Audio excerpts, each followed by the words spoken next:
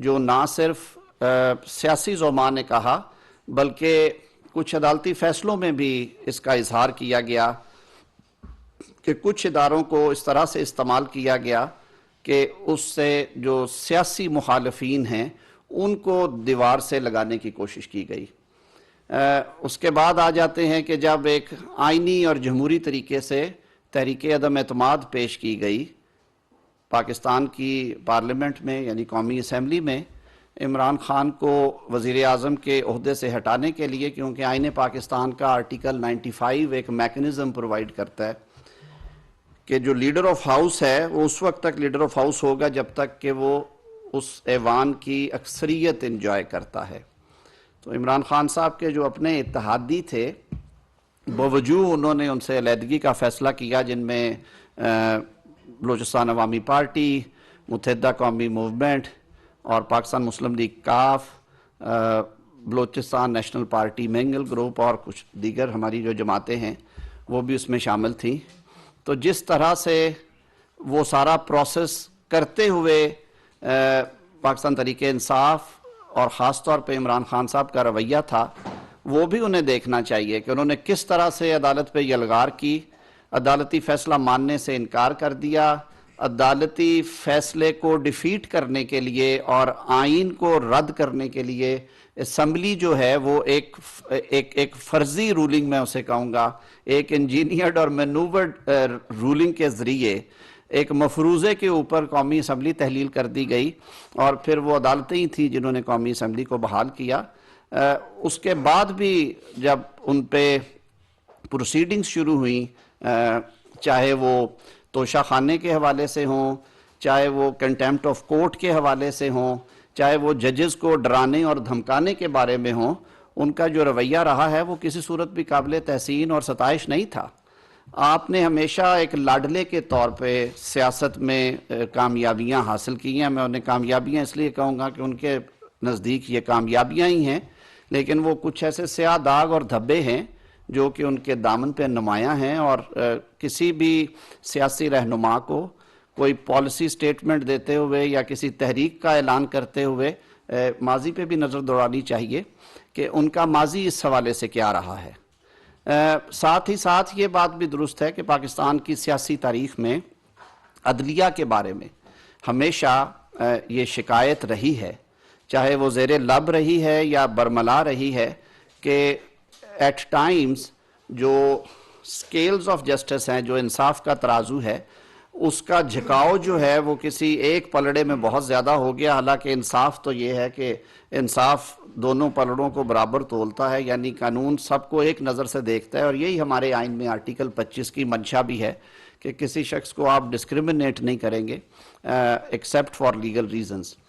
तो वो एक मयार जो है उसके फ़र्क आने की वजह से और वो शख्सियात के हवाले से मैं कहता हूँ, शख्सियात के हवाले से पाकिस्तान की अदालती तारीख में ये फ़र्क देखा गया कि कुछ ऐसे अदवार आए जब इदारे के सरबराहान की मैं समझता हूँ पॉलिसीज़ ऐसी थी या उनके कुछ फ़ैसले ऐसे थे जिनकी वजह से अदलिया के इदारे पे तनकीद भी हुई और उस पर उंगलियाँ उठाई गई। लोग कहते हैं कि जी आप बेजा तनकीद ना करें और अगर आप तनकीद करेंगे तो आप तौहीन अदालत के मुर्तकब होंगे। मेरी राय थोड़ी सी मुख्तलिफ है। मैं आपको हिस्टोरिकली माजी करीब में ले जाता हूँ। आप खुद कोर्ट रिपोर्टर्स भी हैं यहाँ पे बैठे हुए, आप बड़े माशाल्लाह ओपिनियन मेकर्स हैं। आपकी तारीख पे और ख़ास तौर पे सियासी और अदालती हवाले से जो इवेंट्स हुए उन पे बड़ी गहरी नज़र होती है। क्या वजह है कि पिछले 25-30 साल में अगर हम बैकग्राउंड में जाएं तो आज तक क्यों सईदुज़्ज़मान सिद्दीकी साहब, नाज़िम सिद्दीकी साहब, चीफ जस्टिस तसद्दुक़ जिलानी साहब, चीफ जस्टिस नासरुल मुल्क साहब कभी टीवी प्रोग्राम्स के या अखबारी ख़बरों के या मौजू नहीं रहे। हालांकि उन्होंने बहुत अच्छा वक्त गुजारा। उन्होंने अदालती फ़ैसलों के हवाले से हमेशा कानून और इंसाफ के ऐन मुताबिक फ़ैसले किए। किसी मुतनाज़े फ़ैसले का या किसी सियासी तनाज़े का वो हिस्सा नहीं बने। ये बात अगर मैं कहूँ तो बेजा ना होगी कि सबसे जो कड़ा इम्तिहान था और मुश्किल वक्त था वो शायद चीफ जस्टिस नासरुल मुल्क जो थे उनके लिए था, जब सन 2014 में सुप्रीम कोर्ट के दरवाजे के सामने धरना दिया गया, पार्लिमान को यरगमाल बनाया गया, इस्लामाबाद को होस्टेज रखा गया, लेकिन उन्होंने जुडिशल रेस्ट्रेंट भी एक्सरसाइज किया और जहां पे ज़रूरत पेश आई उन्होंने मुनासिब अहकामात जारी करके जो सुप्रीम कोर्ट की फंक्शनैलिटी थी उसको भी मेंटेन रखा। और तारीख इस बात की गवाह है कि उस सिचुएशन को हैंडल करने के लिए उन्होंने पूरी अदालत को और पूरी बार लीडरशिप को एतमाद में रखा। जहां पे तनकीद होती है वहां पे मेरे ख्याल में इदारों के सरबराहों के लिए खुद भी ये ज़रूरी होता है कि सेल्फ अकाउंटेबिलिटी के अमल पे ज़रूर कारबंद हों और ज़रूर देखें कि ऐसी क्या वजह है कि आज पाकिस्तान के मीडिया पे, पाकिस्तान की पार्लिमान के फ्लोर के ऊपर या निजी महफिलों में जो दीगर इस अरसा में चीफ जस्टिस साहबान रहे, जस्टिस इरशाद हसन खान साहब हैं, जस्टिस शेख रियाज साहब हैं, जुडिशल एक्टिविज़म के हवाले से अगर मैं बात करूं और सुप्रीम कोर्ट के इख्तियारात के हवाले से बात करूं तो जस्टिस इफ्तिखार मोहम्मद चौधरी साहब हैं, या जस्टिस साकिब निसार साहब और जस्टिस खोसा साहब हैं, जस्टिस गुलजार साहब माजी में अभी चीफ जस्टिस थे हमारे। क्या वजह है कि उन अदवार के बारे में गुफ्तगू होती है? और ये भी एक हकीकत है कि मुख्तलिफ अदवार में मुख्तलिफ सियासी हुकूमतें और मुख्तलिफ अपोजिशंस थी यहाँ पे। तो ये मेरे ख्याल में एक बहुत बड़ा सवाल है जिसका जवाब अदलिया को अपनी सफ़ों में तलाश करना है।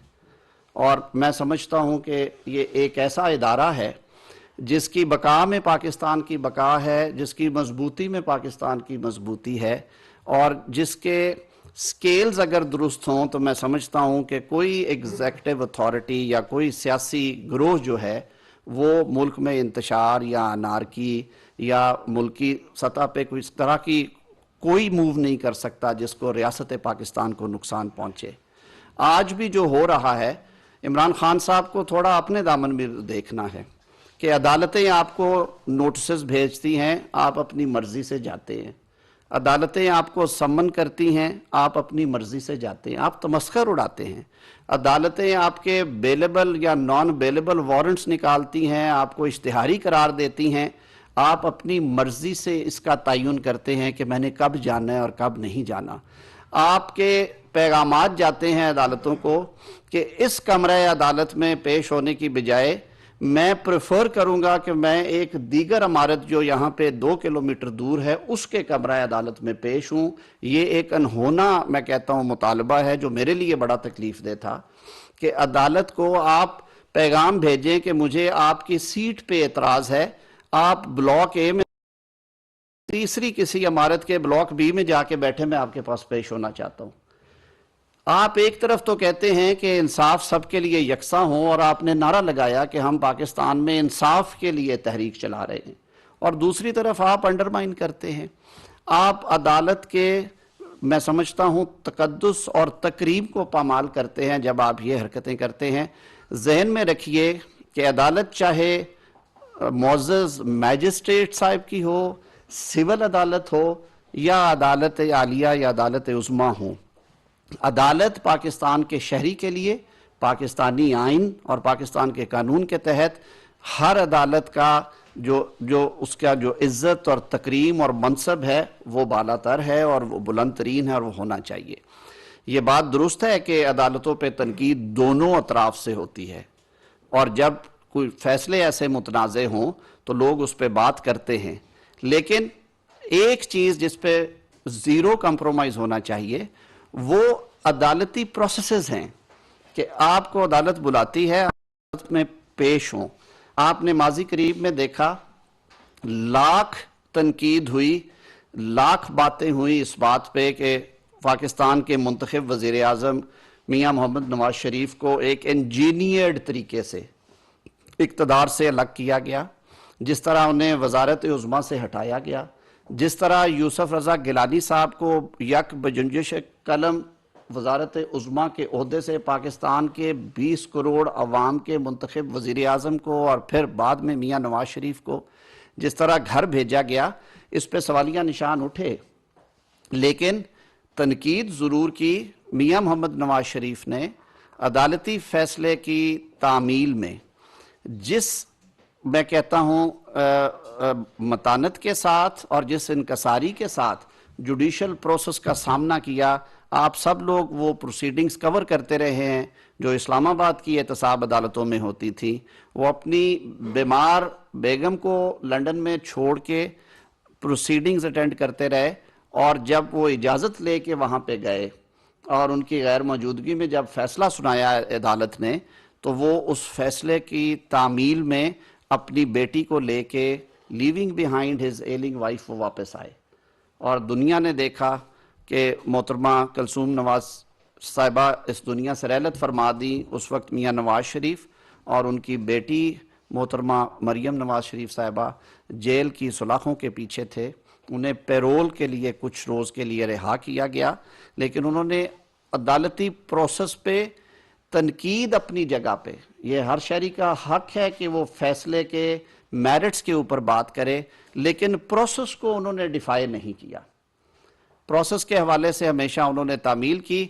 आज हालत ये है कि पिछले 3 माह से इस्लामाबाद की सेशन अदालत जनाब इमरान खान साहब को नोटिस पे नोटिस, समन पे समन, वारंट पे वारंट भेज रही है। वो वहाँ पे टांग रख पे बैठे हैं। वो कभी किसी अदालत से रजू कर लेते हैं। हद तो ये है कि वो इस्लामाबाद आए, उन्होंने अदालत आलिया की पेशी भुगती, उन्होंने एक और स्पेशल कोर्ट की पेशी भुगती, लेकिन जिस अदालत में उनके खिलाफ उस दिन फर्द जुर्म आयद होना थी और जिस अदालत ने उनको सबन कर रखा था बारहा, उन्होंने ये जहमत ही गवारा नहीं की कि वो उस अदालत में भी पेश हो जाए। तो अदलिया बचाओ की तहरीक चलाने से पहले मैं समझता हूँ कि आपको अपने किरदार पे, अपने माजी पे भी नज़र डालनी चाहिए और अपने कंडक्ट को सामने रखना चाहिए कि अदालतों पे चढ़ाई जब आपके खिलाफ फैसला हुआ, आपने ये चढ़ाई नहीं की? क्या आप आज भी अदालती फैसलों को मन्नोअन तस्लीम कर रहे हैं, या कि आप कड़वा कड़वा थूक देते हैं और मीठा मीठा खा लेते हैं? तो ये यकसानियत होनी चाहिए आपके किरदार में, आपके कंडक्ट में। और आइन और कानून की पासदारी की अगर बात करते हैं तो फिर आपको अपने आप पे भी लागू करना चाहिए। आप 3.5 साल से ज़ायद अरसा इश्तिहारी रहे और मुल्क के वज़ीर आज़म के तौर पे बैठे रहे, और वजारत उज़्मा छोड़ने से चंद दिन पहले आपको ख्याल आया कि कहीं उन मुकदमात में PTV पे हमले का केस हो या पार्लिमान पे हमले का केस हो, वो दहशतगर्दी के मुकदमात थे। फिर जाके आपने अदालत के सामने सरेंडर किया। तो ये कुछ बातें थी जो कि कौम के सामने रखना ज़रूरी थी कि हमारे जो सियासी रहनुमा हैं वो अपने किरदार के हवाले से, अपने रवैयों के हवाले से अवाम आपको देख रही है और अवाम अपने फैसले में कभी गलत नहीं होती। बहुत शुक्रिया जी। सर ये बताइएगा कि अभी जो मेन चीज़ है वो ये चल रही है कि इलेक्शन कमीशन सुप्रीम कोर्ट के फैसले पे इम्प्लीमेंट नहीं कर रहा और अभी तक तारीख सूबाई इलेक्शंस की नहीं दी गई। तो हुकूमत क्या समझ रही है? एक तरफ माली मामलात भी हैं, दूसरी तरफ सुप्रीम कोर्ट का हुक्म भी है, अमन ओमान की भी जो है वो सूरत-ए-हाल है। तो इस टाइम वफाकी हुकूमत का क्या मौक़िफ़ है इलेक्शन के हवाले से? देखिए, वफाक के वकील ने, अटॉर्नी जनरल ने अदालत उज़्मा के सामने कुछ हक़ाइक़ रखे थे और कुछ सियासी जमातों के जब वकला को अदालत ने नोटिस किया और उन्हें बुलाया तो उन्होंने भी कुछ हक़ाइक़ अदालत के सामने रखे।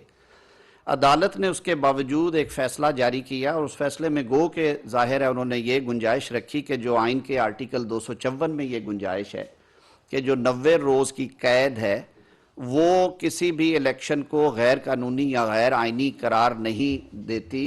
ये लिखा है आर्टिकल 254 में कि आईने पाकिस्तान में अगर किसी चीज़ ने या किसी फ़ेल ने किसी मुकर्ररा मुद्दत में होना है और वो फ़ेल मुकर्ररा मुद्दत में नहीं हो सका तो सिर्फ इस वजह से वो गैर आइनी नहीं होगा कि वो 90 रोज़ या 30 रोज़ या 60 रोज़ में वो अमल नहीं हुआ। इस दफ़ा भी देखिए कि वो जो 90 रोज़ की कैद थी वो तो निकल गई। अदालत उज़्मा के सामने तब भी ये रखा गया कि देखिए आम इंतखाबात पे अरबों रुपया खर्च होना है।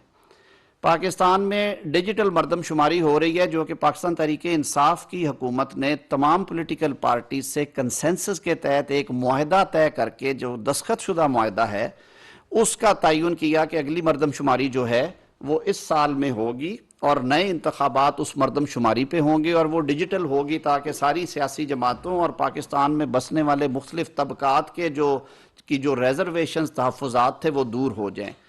35 अरब रुपए की कसीर रकम उस खाना शुमारी और मरदमशुमारी पे लग रही है, जो कि अगले चंद हफ्तों में 3 या 4 हफ्तों में कंक्लूड होने पे है और अप्रैल के एंड तक उसकी रिपोर्ट आ जाएगी।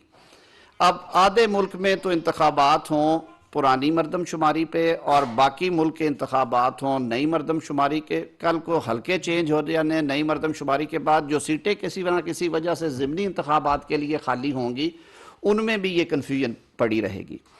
दूसरा, हमारा आइन अगर 224 आर्टिकल एक क्लॉज में ये कहता है कि इंतखाबात असम्बली डिसोल्यूशन की शक्ल में 90 रोज में होने हैं, तो वही 224 एक पूरी स्कीम मुतारफ करवाता है।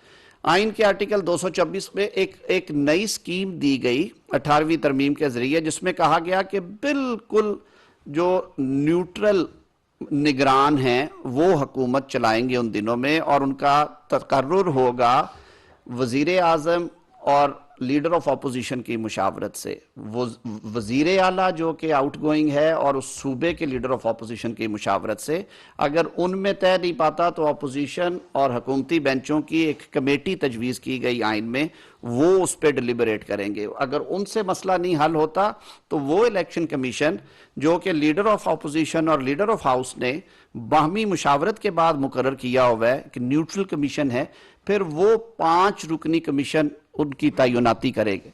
आपने देखा कि केपी में वो तैनाती हंसी खुशी हो गई, हुकूमत और अपोजिशन में तय हो गया कि आजम खान साहब जो हैं वो निगरान वजीर आला होंगे।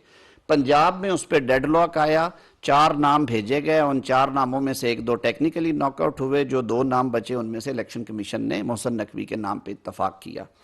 क्यों ये दिया गया कि हमारे इंतखाबात पे हमेशा उंगलियां उठी।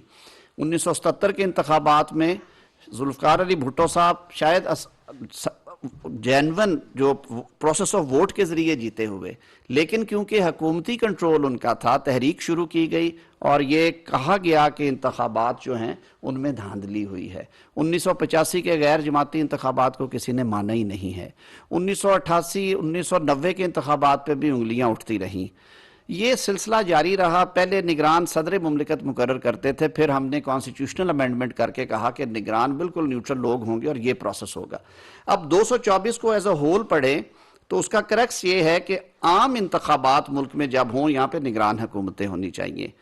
आज सूरत हाल ये है कि वफाक में सियासी हुकूमत है, सिंध और बलोचिस्तान जहाँ पे इंतखाबात नहीं हो रहे वहाँ पे सियासी हुकूमतें हैं, लेकिन पंजाब और केपी में निगरान हुकूमतें हैं। लेकिन क्या वफाकी हुकूमत के सियासी हुकूमत के होते हुए पंजाब और केपी के इंतखाबात होते हैं और उनमें नतायज अगर लाडला खान के हक में नहीं आते तो क्या वो मानेंगे इन इंतखाबात को? क्या एक फिर नई तहरीक की बात नहीं चलेगी? इसी तरह सिचुएशन 2 में चले जाइए। अक्टूबर में जब कौमी असम्बली के इंतखाबात होने हैं आइनी मुद्दत के मुताबिक, तो क्या उस वक्त कौमी असम्बली के इंतखाबात जिसने पाकिस्तान की पार्लियामान को बनाना है उन इंतखाबात ने, क्या उन इंतखाबात के वक्त पंजाब और खैबर पख्तूनख्वा में सियासी हुकूमतें नहीं होंगी और 18वीं तरमीम के बाद 90% इख्तियारात, चाहे वो पुलिस है, चाहे वो सिविल ब्यूरोक्रेसी है, चाहे वो महकमा सेहत है, चाहे इलेक्शन करवाने वाला महकमा तालीम है, वो सब सूबाई हुकूमतों के पास होंगे? तो क्या अवाम ये एक्सपेक्ट करेंगे कि वो इंतखाबात भी ट्रांसपेरेंट होंगे? ये सवालात थे जिनके जवाबात मेरे ख्याल में आर्टिकल 224 को पूरी तरह पढ़ के अदालत को देने चाहिए थे, लेकिन वो फैसला इतनी उजलत में हुआ और उसमें जो उस वक्त भी मेरी आज भी वो राय है कि जो मेजॉरिटी का डिसीजन था कि ये सुओ मोटो जो लिया गया है इसकी ज़रूरत नहीं है, ये मामलात क्योंकि ऑलरेडी हाई कोर्ट्स में थे उन्हें करने चाहिए थे।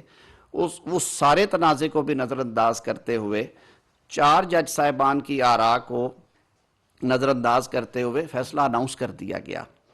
अब आप कहते हैं कि जी आज वफाकी हुकूमत का बिल्कुल जो जवाबात वफाकी हुकूमत ने फाइनेंस के हवाले से, मिनिस्ट्री ऑफ इंटीरियर और वजारत दफा ने सिक्योरिटी की सूरत हाल के बारे में दिए हुए हैं, वो कंसर्न्स आज भी हैं। और शायद इसी वजह से गवर्नर खैबर पख्तूनख्वा और पंजाब की जो सिविल इंतज़ामिया है उसका और इलेक्शन कमीशन में खतो खिताबत या मुशावरत का अमल जारी है। इलेक्शन कमीशन की आर्टिकल 218(3) के तहत ये जिम्मेदारी है कि वो इंतखाबात को शफाफ तरीके से, गैर जानिबदाराना तरीके से और मुनसफाना तरीके से करवाए, और उसके लिए एक कंजीनियल एटमॉस्फेयर का, अच्छे हालात का होना ज़रूरी है। कोई इलेक्शन से नहीं भाग रहा। इलेक्शन सियासी जमातें बनी इसलिए हैं कि वो इंतखाबात में हिस्सा लें। हम तो कहते हैं कि आप ना सिर्फ अरबों रुपए की एक्सरसाइजेस 2 दफ़ा करेंगे, बल्कि ये साइकिल हमेशा के लिए रहेगा। आज 6 महीने का फ़र्क पड़ गया। आइंदा इंतखाबात जो 5 साल बाद होने जा रहे हैं, उसमें भी पंजाब और खैबर पख्तूनख्वा की असम्बलियाँ 5 साल पहले पूरे करेंगी और वफाक और 2 सूबों की असम्बलियाँ बाद में करेंगी। फिर सियासी जमातें जो कि कौमी सतह पे काम कर रही हैं, उनके लिए बहुत सारे मामलात और मुश्किलात हैं। फिर जो कैंडिडेट्स पैनल्स में लड़ते हैं पॉलिटिकल पार्टीज़ के, ये आपका आईनी हक है और इसके बारे सुप्रीम कोर्ट जजमेंट्स दे चुकी हैं कि सियासी जमात बनाना और उनका इंतखाबात में हिस्सा लेना आईनी हक है। तो सियासी जमात को आप एक लेवल प्लेइंग फील्ड तो दें। कोर्ट को इसमें ये सारे फैक्टर्स जांचने चाहिए थे, और इसीलिए हमने कहा था कि क्या ही बेहतर हो कि अगर ये फुल कोर्ट सुन लेती या सीनियर मोस्ट जजेस की मौजूदगी में ये केस सुना जाता, जो बात मैं पहले कर रहा था कि क्यों चंद हवालों से कुछ ऐसे हमारे सरबराहान हैं अदलिया के, जिनके अदवार में पे टीवी प्रोग्राम्स होते हैं, तनकीद होती है, उंगलियां उठती हैं, और क्यों ऐसे लोग भी गए हैं जिनका नाम आज तक तारीख में हमेशा अच्छे लफ्ज़ों में याद किया जाता है। तो ये कुछ सवालात हैं जो कि मोअज़्ज़ज़ अदालत के लिए भी हैं कि वो इन पे भी गौर करें। जी राशिद हबीब साहब ARY से आपने अदालतों के नोटिस का जिक्र किया कि उस पर खान साहब अमल नहीं कर रहे। नोटिस कोर्ट ने जारी किया, इम्प्लीमेंट करवाना था इस्लामाबाद पुलिस ने। IG साहब ने पुलिस भेजी और ये ऐलान भी किया कि गिरफ्तार करने गए हैं, लेकिन उनके घर के बाहर चंद लोगों की मौजूदगी और नारेबाजी से घबरा के पुलिस वापस आ गई। तो क्या ये रिट, एक फर्द वाहिद चंद लोगों को इस्तेमाल करके स्टेट की रिट इस तरह डैमेज कर सकते हैं, और क्या रियासत फिर उसके बाद सिर्फ प्रेस कॉन्फ्रेंसेस करने के लिए? नहीं, बिल्कुल नहीं होना चाहिए। मैं तो खुद बिल्कुल कायल हूँ कि जो रियासत की रिट है वो बड़ी मजबूत होनी चाहिए, लेकिन रियासत अवाम के लिए हमेशा एक माँ का दर्जा भी रखती है। रियासत के रोल जो हैं वो थोड़े मुख्तलिफ भी हैं। हमें भी तो कुछ अपने दामन में झांकना चाहिए कि आप एक कौमी सतह की जमात के सरबराह हैं और आप ये क्लेम करते हैं कि हम इंसाफ के हसूल के लिए और एक मुनसफाना मुआशरा कायम करने के लिए सियासत कर रहे हैं। तो आपने उस दिन जो तर्ज अमल किया कि आपने झूठ बोला और अपने चीफ ऑफ स्टाफ को कहा कि बाहर जाके बता दो, जिस तरह मासूम बच्चों को कई बाप कहते हैं कि उन्हें कहो अब्बू घर पे नहीं है, और वो बाहर जाके कह देते हैं कि अब्बू कह रहे हैं कि वो घर पे नहीं है। तो ये अपने रवैये की तरफ भी हमें देखना चाहिए। क्या है, वो कोई जेल नहीं थी, ना उनको ताहयात जेल में डाला जा रहा था। नॉन बेलेबल वारंट सिर्फ ये है कि या आप SP साहब को उस दिन मुचलका भर के दे देते, उनको सेटिस्फाई कर देते कि मैं उस तारीख को अदालत में हाजिर हो जाऊंगा, या आप उनके साथ चल पड़ते और कहते कि जी हाँ, मैं बिल्कुल सरकारी मेहमान रहने को तैयार हूं, मुझे कोई डर खौफ नहीं है और मैं ये प्रोसीडिंग्स फेस करूंगा। कल तारीख थी, उस पर पेश हो जाते। इवन मंडे को इस्लामाबाद आके सोमवार को उसी अदालत में दरख्वास्त दे देते कि जी बद्दा पुलिस को सरेंडर कर दिया उसने, आप अपना वारंट विड्रॉ करें। हफ्ते इतवार को भी एक्सरसाइज ये करते रहे हैं इनके लिए, तो इतवार को भी अदालतें खुली हैं। तो मेरे ख्याल में हमें अपने रवैये दुरुस्त करने की ज़रूरत है। रियासत हर दफ़ा अगर डंडा इस्तेमाल करेगी तो रियासत पे भी उंगलियां उठेंगी। इमरान साहब जी ज़हीर साहब समाज से। सर, आपने जो प्रेस कॉन्फ्रेंस की उससे पहले भी जो अदलिया पे फैसले हैं उस पे PTI का रद्द-ए-अमल सामने है, अब आप लोगों का रद्द-ए-अमल सामने है। इस वक्त एक ऑप्शन दिया है, इलेक्शन जब भी हो मुतनाज़ा ही होंगे, चूँकि मानना इमाम खान ने नहीं है या आप लोगों ने नहीं, तो एक ऑप्शन दिया है खान साहब ने बड़े अरसे बाद कि सबसे बात करने के लिए तैयार हूँ, और क्या ग्रैंड नेशनल डायलॉग जिसमें मिसाल की मैशियत और ये इंतखाबात मिल बैठ के इसका कोई लामल? मैं बिल्कुल इस पे मेरी कोई दूसरी राय नहीं है। हो सकता है कि ये कोलेशन पार्टनर्स की मुतफिका राय ना हो, लेकिन speaking for myself as part of government, मैं डे वन से इस बात का कायल हूँ कि सियासत नाम ही गुफ्तो शदीद का है, सियासत नाम ही डायलॉग का है, सियासत नाम ही एक दूसरे को मंतक से कायल करने का है।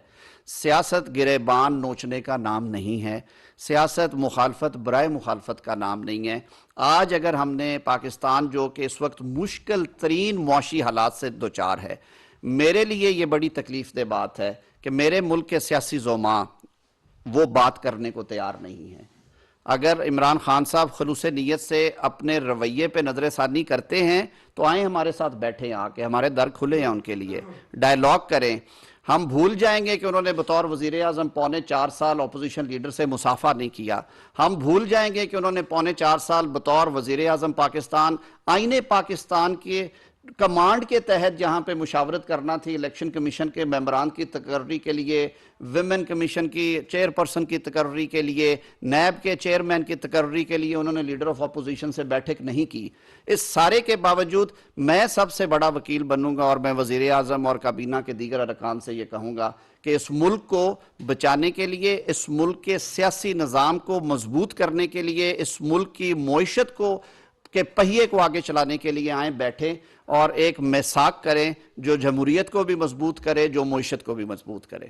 इमरान साहब मेरे सवाल के 3 हिस्से हैं। एक तो जो इस्लामाबाद हाई कोर्ट की रिपोर्ट उस पर तशद्दुद हुआ, आपने कहा था कि एफआईआर का इंदराज हुआ, आपकी यकीन दहानी के बावजूद वो एफआईआर दर्ज नहीं हो सकी। दूसरा, वायलेशन अगर कानून की होती है, आप फवाद चौधरी को भी पकड़ लेते हैं, आप हमजा शुएब को पकड़ लेते हैं, शहबाज गिल पे हाथ डाल के वो भी हवालात में, आज समाती साहब भी, लेकिन क्या वजह है कि इमरान खान की गिरफ्तारी का मामला है, उनकी तरफ से वायलेशन की जाए तो आप इंतजार करते हैं, आपके गुजरा कहते हैं कि हम भगाएंगे, गिरफ्तार नहीं करेंगे।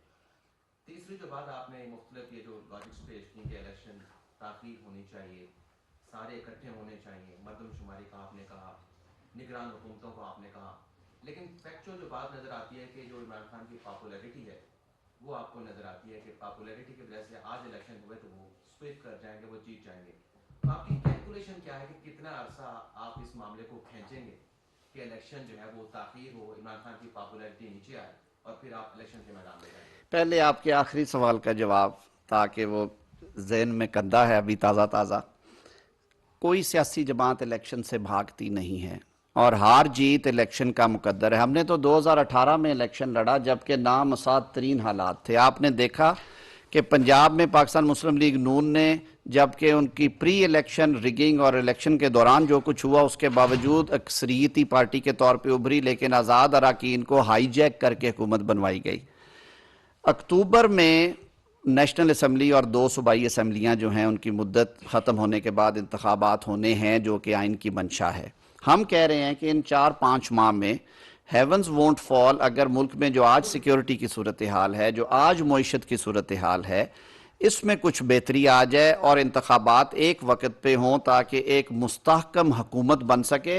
अगर वो इमरान खान साहब के नसीब में है, वो अक्सरियत ले जाते हैं और भारी अक्सरियत ले जाते हैं, तो उनका फैसला सरे तस्लीम खाम करेंगे। अगर इमरान खान साहब की बजाय कोई और जमात ले जाती है, ये इज्जत जो है वह पाकिस्तान मुस्लिम लीग के हिस्से में आती है, पीडीएम के हिस्से में आती है, पाकिस्तान पीपल्स पार्टी के हिस्से में आती है, दोबारा कोलिशन गवर्नमेंट बनती है, तो हमें इसे खुले दिल से तस्लीम करना चाहिए।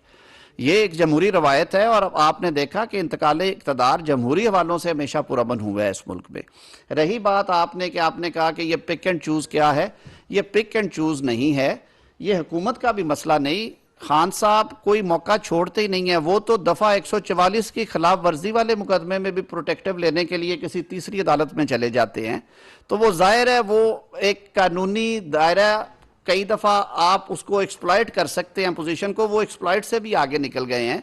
उन्हें खुद भी अपने जो मैंने जैसे शुरू कहा कि अपने रवैये पे नजरसानी करनी चाहिए और वो सीखें कि अदालत का जो तकद्दुस और तकरीम है वो अदालतों में पेश होने पे है, भागने में नहीं है। वो वक्त आएगा जब गिरफ्तारी का वो गिरफ्तार होंगे। मेरी ये राय नहीं है कि हम उन्हें भगा रहे हैं, वो सरदार साहब वाले लतीफ़े की तरह कि जी उनके बाल लंबे होते हैं वो भगाते रहते हैं उनमें वो जरासीम को। बिल्कुल भगाने वाली बात नहीं है। Law shall take its own course. बहुत शुक्रिया जी आपका, बड़ी नवाज़। FIR पे जी बिल्कुल मैं उस पर 100% जिम्मेदारी से ये बात कहता हूँ कि ये हुकूमती जिम्मेदारी है। जहाँ पे क्राइम हो, जहाँ पे जुर्म हो, जहाँ पे वायलेशन ऑफ लॉ हो, कानून को हरकत में आना चाहिए और हमें इस कल्चर से निकलना चाहिए कि जो लॉ इन्फोर्समेंट एजेंसीज या सिविल एडमिनिस्ट्रेशन के खिलाफ मुकदमात नहीं हो सकते, बिल्कुल होना चाहिए। मैंने वज़ीर दाखिला को अपना भरपूर जो मेरी जो राय है वो उन्हें पहुंचा दी है। मेरे ख्याल में आज ये मसला भी हल हो जाएगा इंशाल्लाह। बहुत शुक्रिया।